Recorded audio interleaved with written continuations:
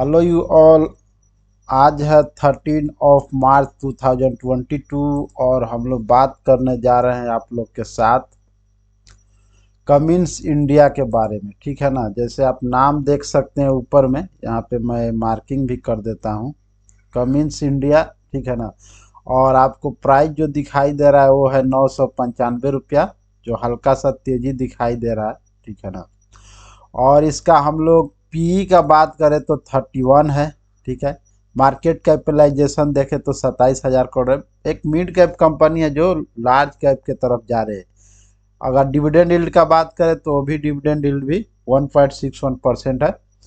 Open का बात करें तो 987 पे ओपन हुआ और 1008 का हाई बना के फिर नीचे की तरफ आ गया, और लो 1000 मतलब सॉरी 981 का बना है। लेकिन ऑलमोस्ट जो प्राइस है अभी ये 995 है। ठीक है ना, तो लगता है मुझे यहाँ पर हम लोग का बात खत्म हुआ। हाँ, इसका थोड़ा बात कर लेते हैं।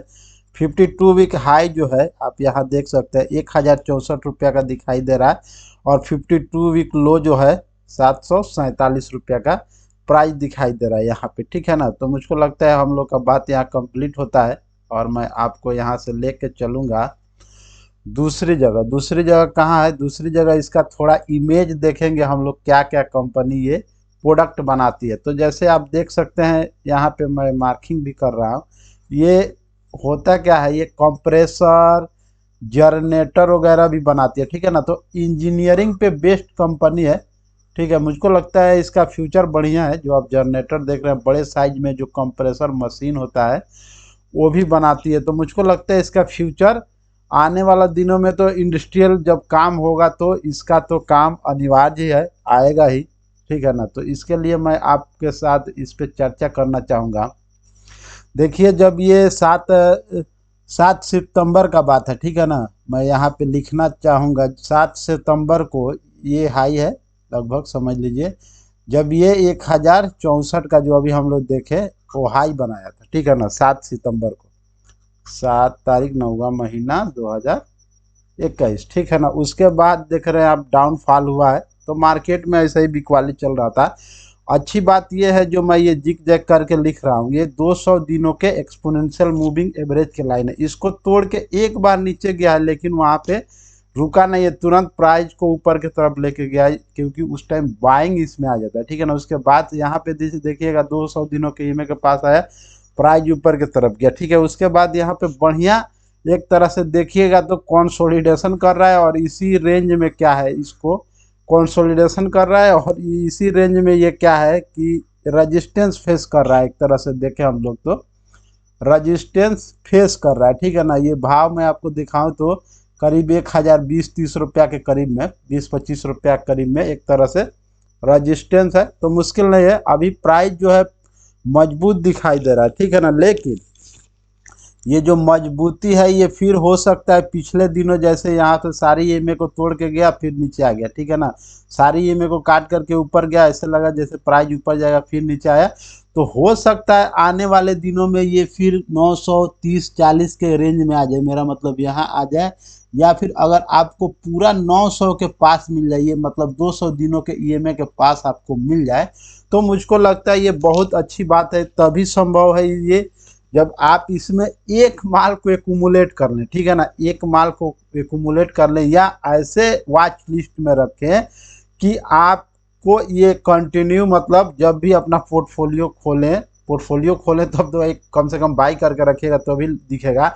लेकिन जब भी आप अपना लॉगिन करें, जो भी आप ये ब्रोकर का है आपका अकाउंट, उसमें जब लॉगिन करें तो वॉच लिस्ट जो है उसके मतलब जहां आपको अक्सर नज़र जाता है, जहां निफ्टी 50 वगैरह का ये रहता है, सेंसेक्स का या निफ्टी बैंक का, वहां पे आप रखेंगे तो मुझको लगता है इसका आप पर ध्यान रहेगा, और ये बाइंग कर सकते हैं 940 के करीब में। ठीक है ना, या फिर ऑलमोस्ट अगर 900 पे आपको मिल जाता है 200 दिनों के ईएमए के पास, तो यहाँ पर भी आप बाइंग करेंगे तो मुझको लगता है अच्छा है।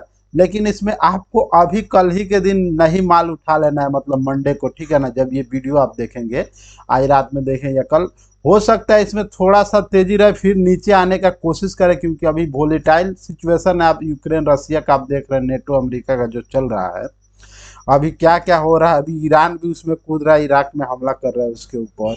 तो ये सब तो चलते रहेगा। तो मुझको लगता है अभी आपको एक झटके में माल नहीं उठाना चाहिए, और यहाँ तो फिलहाल आपको उठाना नहीं है माल, आपको बस अपने वॉच लिस्ट में ऐड करके मतलब रखना है, ठीक है ना। मुझको जहाँ तक लगता है अगर आपको 950 तक आपको मिलता है तो माल को एकुमुलेट करना शुरू कर सकते हैं। यहाँ से लगभग 20 30 25 रुपया 40 रुपया नीचे मिल जाए तो मुझको लगता है अच्छी बात है, क्योंकि ये जो लाइन है ना, यहाँ पे इसका बढ़िया कंसोलिडेशन का लाइन है। यहाँ पे प्रॉफिट आपको जल्दी नहीं दिखेगा तो लॉस ही भी कम ही दिखेगा।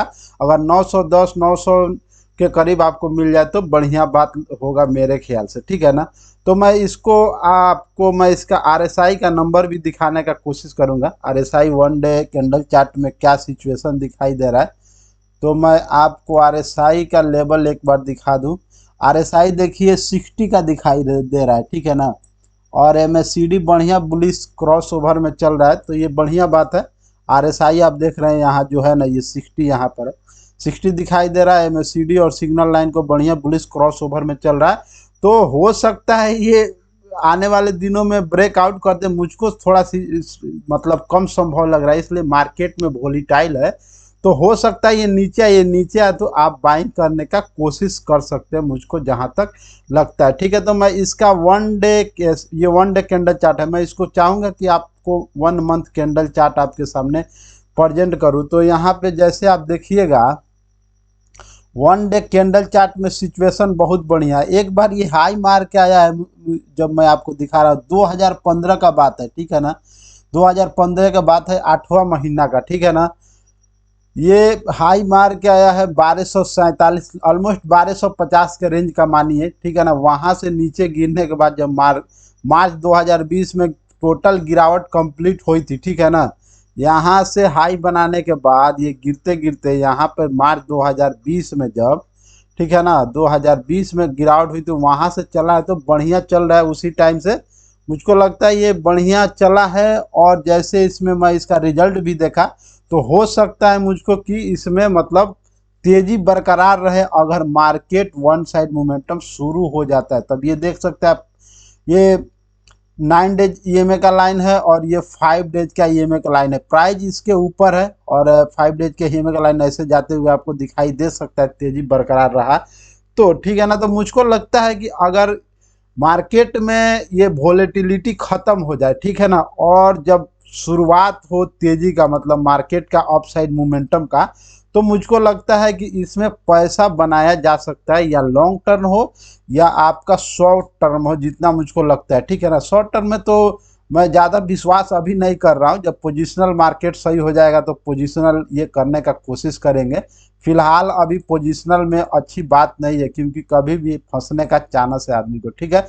तो यहाँ मेरा बात खत्म होता है, मैं आपको टिकट टाइप के साइड पर लेके आया हूँ, और आप तो देख ही रहे हैं हम लोग कमिंस इंडिया के बारे में बात कर रहे हैं। यहाँ पे मैं पेन से मार्किंग कर रहा हूँ, 995 का भाव दिखाई दे रहा है, ठीक है। एक आज उस दिन का कोई खास रिटर्न नहीं, लेकिन मैं आपको 1 साल का रिटर्न जरूर प्रेजेंट करना चाहूँगा आपके सामने। तो मैं 1 साल के रिजल्ट पे ये क्लिक कर दिया हूँ आप, और आप देख सकते हैं यहाँ घेरे में मेरे आ गया है क्या, 15.39% का रिटर्न है 1 साल के अंदर। तो मार्केट इतना वोलेटाइल है, तो मुझको लगता है आपको समझना चाहिए कि इतना मार्केट में गिरावट और वोलेटाइल होने के बाद अगर आपको 15% का रिटर्न अभी बचा है तो मुझको अच्छा लग रहा है, ठीक है ना। बाकी तय आप करेंगे। 1 साल आगे के लिए मैं इसका फोरकास्टिंग आपके सामने प्रेजेंट करना चाहूँगा कि कितना एनालिस्ट इसमें राय दे रहे हैं। देखिए एनालिस्ट का बात करें तो बढ़िया संख्या में एनालिस्ट राय दे रहा है। 25 एनालिस्ट का राय है, जिसमें से 72% एनालिस्ट का राय है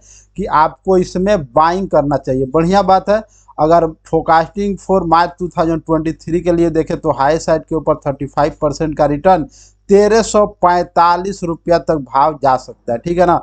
और लो में रहा तो बढ़िया गिरावट भी है, इसमें 629 रुपया तक आ सकता है, 36% लुढ़क सकता है, और मीडियम में रहा तो भी आपको 15% का रिटर्न मिल सकता है, ठीक है ना। ये मार्च 2023 का बात चल रहा है, ठीक है। तो मुझको लगता है यहाँ हमारा बात खत्म हो गया, लेकिन बात अभी पूरा खत्म नहीं हुआ है। बात तो अभी अब चलेगा कहाँ पे, जब हम लोग इसका क्वार्टरली रिजल्ट देखेंगे। उससे पहले मैं आपको थोड़ा सा इसका शेयर होल्डिंग पैटर्न आपके सामने प्रेजेंट कर दूं तो मुझको लगता है अच्छी बात होगी। देखिए टोटल प्रमोटर होल्डिंग का बात करें हम तो 51 है।